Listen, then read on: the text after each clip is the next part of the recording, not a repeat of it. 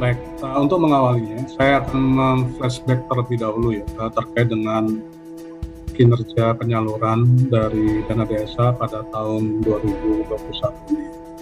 Bapak dan Ibu semua, kalau kita lihat alokasi dana desa selama 5 tahun terakhir ini selalu mengalami peningkatan, dan kami juga sangat mengapresiasi atas kinerja dari teman-teman di Pemda, di mana penyaluran dana desa ini dapat dilaksanakan dengan baik sehingga sampai dengan akhir tahun anggaran penyalurannya itu berada di atas 99%.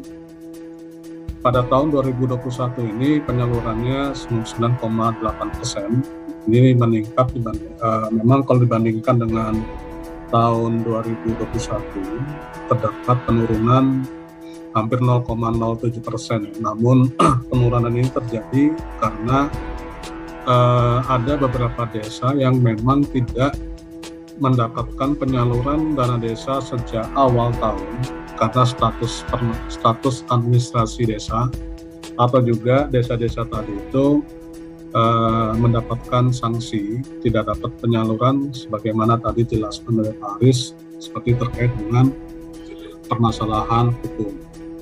Yang kedua, kalau kita lihat memang terdapat beberapa desa yang sampai dengan batas waktu penyaluran di tanggal 20 Desember itu tidak menyampaikan syarat penyaluran walaupun telah dilakukan relaksasi ataupun perpanjangan penyaluran sampai dengan tanggal 22 Desember pukul 23.59.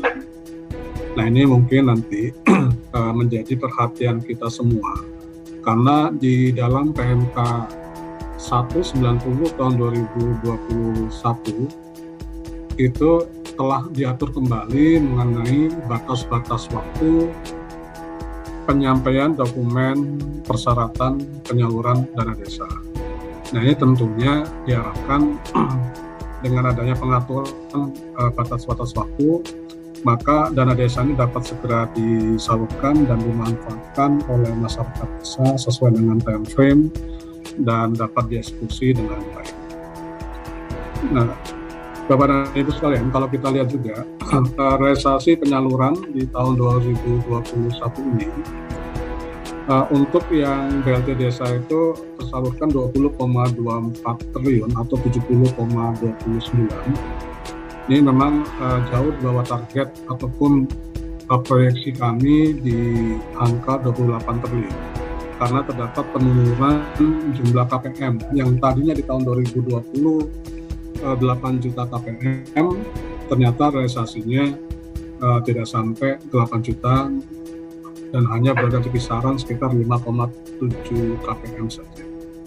Kemudian untuk yang karena BLT desa tadi itu tidak dana desa yang untuk BLT desa tidak disalurkan untuk keperluan BLT desa secara penuh, maka mayoritas desa-desa tadi itu menggunakan alokasinya untuk peruntukan yang di luar non BLT desa, sehingga realisasinya itu melampaui 100%, yaitu 126%. Nah, Bapak dan Ibu, kalau kita lihat di dalam tabel yang kedua, jumlah desa yang disalurkan mendapatkan alokasi dana desa pada tahun 2021 sebanyak 74.961 desa. Namun realisasi penyalurannya kalau kita lihat di tahap pertama, baik itu desa mandiri maupun desa reguler, itu tersalurkan di 74.939 desa. Di tahap kedua, ini mengalami penurunan kembali, di mana ada satu desa mandiri yang tidak mendapatkan penyaluran dana desa tahap kedua, dan juga desa-desa di reguler pun juga turun ya, sekitar 65 desa tidak mendapatkan penyaluran dana desa tahap kedua, sehingga total penyalurannya pun di tahap ketiga jumlahnya pun lebih banyak lagi ya, semakin turun. Nah, ini Bapak dan Ibu, artinya persyaratan penyaluran memang sejak awal perlu disiapkan. pada tahun 2021 kita disampaikan oleh Pak Aris, kita memberikan beberapa relaksasi walaupun sebenarnya relaksasi yang diberikan itu tidak lebih longgar dibandingkan pada tahun 2020 di mana awal pandemi COVID dimulai. Nah, pada tahun 2021 ini sebenarnya kita sudah memasuki masa new normal di mana situasi ataupun kondisi sudah mulai dapat berjalan dengan baik, sehingga segala ketentuan yang terkait dengan tata kelola keuangan pun mulai kita kembalikan ke arah kondisi yang normal. Dan ini bukan hanya berlaku di penyaluran dana desa, tetapi juga berlaku di ketentuan yang lain di luar dana desa yang menyangkut mengenai tata kelola keuangan. Nah, kemudian Bapak dan Ibu, kalau kita lihat dari penyaluran BLT, memang seluruh kabupaten kota telah menyalurkan BLT desa sebanyak 434 desa, namun jumlah desanya pun juga mengalami penurunan dari 74.961 desa yang melakukan setup penyaluran BLT desa itu hanya 74.766 desa. Namun penyalurannya pun kalau kita lihat di bulan keempat mulai terjadi penurunan, di mana terdapat satu desa tidak mendapatkan penyaluran BLT desa, tidak diajukan penyalurannya.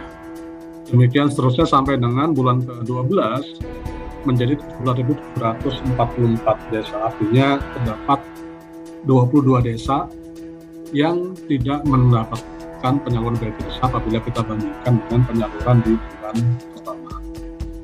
Ini adalah profil dari kinerja kita pada tahun 2021 dan kita harapkan nanti lebih baik lagi pada tahun 2022. Nah, Bapak dan Ibu, kebijakan tadi sudah disampaikan oleh Pak Aris. Jadi terkait dengan BLT desa yang sifatnya wajib, kemudian KPM itu sekarang diinput berdasarkan Perkades ataupun keputusan kepala desa, serta penyaluran BLT desa tidak mempersyaratkan perkada lagi karena sudah menjadi lampiran di dalam PMK. Kemudian tetap mempersyaratkan APBDes sebagai syarat penyaluran dana desa tahap pertama, dan kemudian pengaturan mengenai batas waktu penyampaian syarat-syarat penyaluran. Nah, Bapak dan Ibu, kalau kita lihat dari sisi mekanisme penyaluran, secara umum mekanismenya hampir tidak berubah dibandingkan dengan tahun kemarin, di mana dana desa tetap disalurkan dari RPUN ke RKD melalui pemotongan dana desa yang disalurkan KPPN ke RKUD, dan kemudian nanti dari hasil pemotongan tadi disalurkan kembali oleh KPPN kepada rekening kas desa. Nah, alokasi penyaluran dana desa untuk yang non-BLT desa tentunya maksimal adalah sebesar 60% dari total pagu. Kemudian alokasi penyaluran dana desa untuk BLT minimal sebesar 40% dari pagu.